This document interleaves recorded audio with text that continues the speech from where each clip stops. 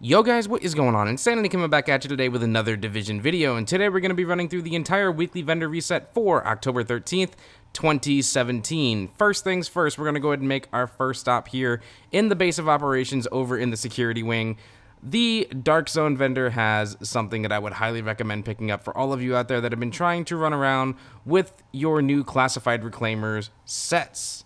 A 7% support station range mod.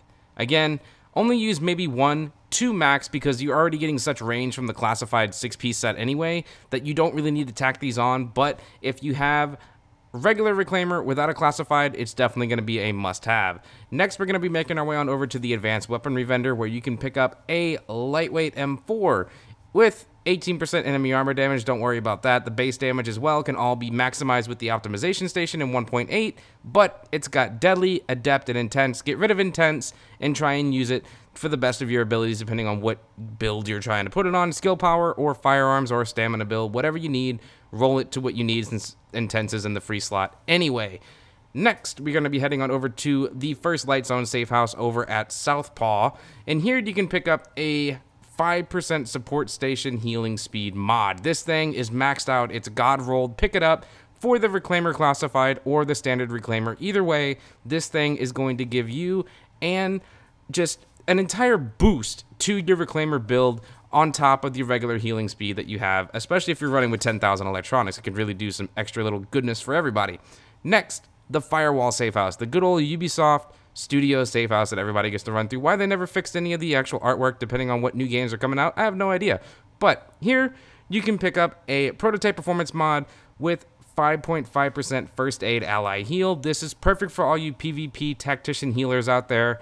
It is god roll. Don't miss it. Pick it up before it's gone in 7 days. Next, we're going to be heading on over to the 5th Avenue checkpoint. It's the first checkpoint in the Dark Zone that I'm going to go ahead and feature for you guys, and there is a resourceful backpack with 1264 armor, 1264 firearms, and 8% critical hit damage. Again, this is absolutely something that you don't want to try and pass up if you've been hanging out without a resourceful backpack, because it does indeed give you heal both to yourself and to your equipment as well, which is extremely important. Now we're going to be moving on over to the Dark Zone safe houses, and there's only 2 that we're going to be visiting, and they're both kind of up in the northern section of the DZ. First is going to be at DZ6 over at the church. You can find an Alpha Bridge holster with 984 armor, 1240 firearms, and 1253 stamina. The electronics is the only thing that you really need to try and go ahead and give a boost on that. You can go ahead and push it up, and it's rolled with 4% critical hit chance. Again, all around, this is something that if anybody needs a quick little boost on their Alpha Bridge build before the classified sets come along, we don't really know which ones are going to be the first one in the upcoming global event for 1.8. Hopefully, whenever those 3 sets are finally revealed for the first global event of the 2 that are being showcased for global event 3 and 4, we'll all be able to try and figure that out from here. Next, we're going to be heading on up to the DZ9 safe house over at the fire station in the most northern section of the Dark Zone that you can get to.